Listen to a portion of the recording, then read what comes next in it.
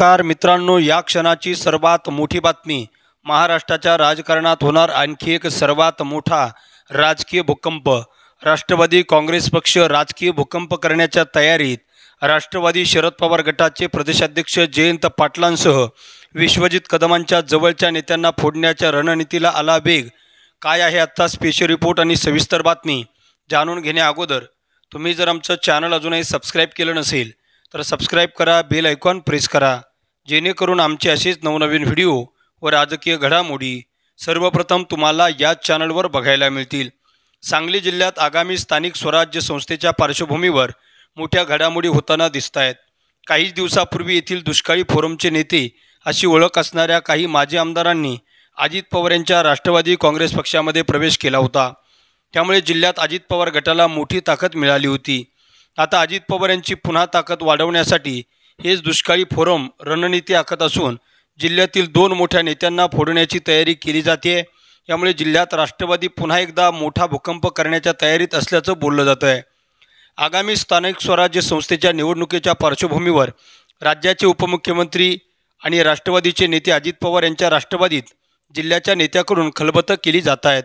महानगरपालिका, जिल्हा परिषद, पंचायत समिती, नगरपालिका, आता जिल्हा बँकेतही राजकीय ताकद वाढवण्यावर भर दिली जाणार आहे. यासाठी दुष्काळी फोरम अशी ओळख असणाऱ्या अजितराव घोरपडे, शिवाजीराव नाईक, विलासराव जगताप, राजेंद्रांना देशमुख, निशिकांत पाटील यांनी बैठकांचा सपाटा लावला आहे. तर आगामी स्थानिक स्वराज्य संस्थेच्या निवडणुकासाठी स्थानिकसाठी येथील विश्रामगृहावर बैठक घेण्यात राष्ट्रवादी काँग्रेस शरदचंद्र पवार पक्षाचे प्रदेशाध्यक्ष जयंत पाटील आणि काँग्रेसचे नेते विश्वजित कदम यांच्या निकटवर्तीयावर लक्ष केंद्रित केलं आहे. या बैठकीत जिल्हा बँकेचे माजी आमदार मानसिंगराव नाईक आणि काँग्रेसच्या बंडखोर नेत्या जयश्रीताई मदन पाटील यांना फोडण्याचा घाट घालण्यात आला आहे. या दोघांना आपल्याबरोबर घेताना जिल्ह्यात मोठा कार्यक्रम घेण्याचे निशिकांत पाटील यांनी आयोजन केले आहे. तर दुसरीकडे राज्यात दोन्ही राष्ट्रवादीत राजकीय सेटलमेंटची चर्चा असल्याचं बोललं जातं आहे. परंतु जयंत पाटलाच्या बालेकिल्ल्यात मात्र संभ्रम अवस्था बघायला मिळाली. माजी आमदार मानसिंगराव नाईक आणि काँग्रेसच्या बंडखोर नेत्या जयश्रीताई मदन पाटील यांना नुकत्याच झालेल्या विधानसभा निवडणुकीत यश आलं नाही. त्यांची आत्तापर्यंतची वाटचाल ही प्रदेशाध्यक्ष जयंत पाटील सांगतील त्या पद्धतीनेच होती. पण आता निकालानंतर पुलाखालून आता बरेचसे पाणी गेलं असून त्यांना ही नव्या सत्ता समीकरणानुसार निर्णय घ्यावा लागणार आहे. तसा दबावही त्यांच्यावर असल्याची त्यांच्या भागात चर्चा आहे. काँग्रेसमध्ये बंडखोरी केल्याचे काँग्रेसचे जिल्हाध्यक्ष जयश्रीताई मदन पाटील यांना पक्षात घेण्यास तयार नाहीत. याबाबत त्यांनी आधीच विरोधाचा पवित्रा घेतला आहे. त्यामुळे त्या आगामी महापालिकेच्या निवडणुकीत कोणती भूमिका घेतात याकडे सध्या काँग्रेसचं लक्ष लागलं आहे. तर काँग्रेसच्या भूमिकेकडे जयश्रीताई मदन पाटील यांचा गट देखील नाराज आहे. या नाराजीचा अजित पवार गटाला फायदा होऊ शकतो. तर अजित पवार यांनी जयश्रीताई यांच्या वाढदिवसानिमित्त त्यांच्या घरी जाऊन भेट घेतली होती, त्यांना शुभेच्छाही दिल्या होत्या. तर जुन्या ऋणानुबंधानुसार मदन पाटील गट राष्ट्रवादीशी जोडला जावा यासाठी प्रयत्न केले होते. मात्र तोंडावर विधानसभा असल्याने जयश्रीताईंनी कोणतीच भूमिका घेतली नव्हती.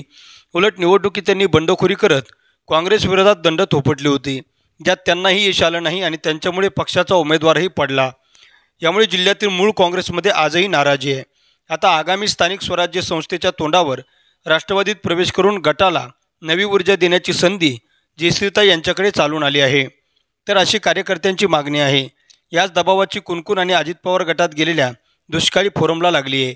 त्याप्रमाणे नेत्यांनी आता मानसिंगराव नाईक आणि जयश्रीताई मदन पाटील यांना आपल्याकडे जोडून घेण्यासाठी प्रयत्न सुरू केले आहेत. तर हे दोन्ही नेते जिल्हा बँकेच्या चाव्या असल्याप्रमाणेच असल्याने ते आपल्याबरोबर आल्यास जिल्ह्यावर अजित पवार गटाची पकड निर्माण होणार आहे.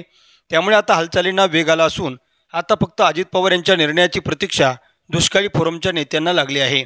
दरम्यान राष्ट्रवादीचे प्रदेशाध्यक्ष जयंत पाटील आणि काँग्रेसचे नेते विश्वजित कदम यांच्या जवळपासच्या नेत्यांना फोडण्याच्या रणनीतीला राष्ट्रवादीच्या अजित पवार गटात वेग आला असून राष्ट्रवादी शरद पवार गटात मोठा भूकंप होणार की दोन्ही राष्ट्रवादी पुन्हा एकत्र येणार याकडे संपूर्ण महाराष्ट्राचं लक्ष लागलं आहे.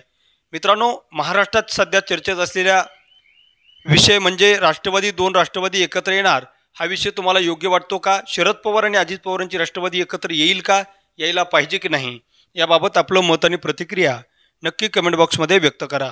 तुम्ही जर आमचं चॅनल अजूनही सबस्क्राईब केलं नसेल तर सबस्क्राईब करा, बेल आयकॉन प्रेस करा, जेणेकरून आमचे असेच नवनवीन व्हिडिओ व राजकीय घडामोडी सर्वप्रथम तुम्हाला या चॅनलवर बघायला मिळतील.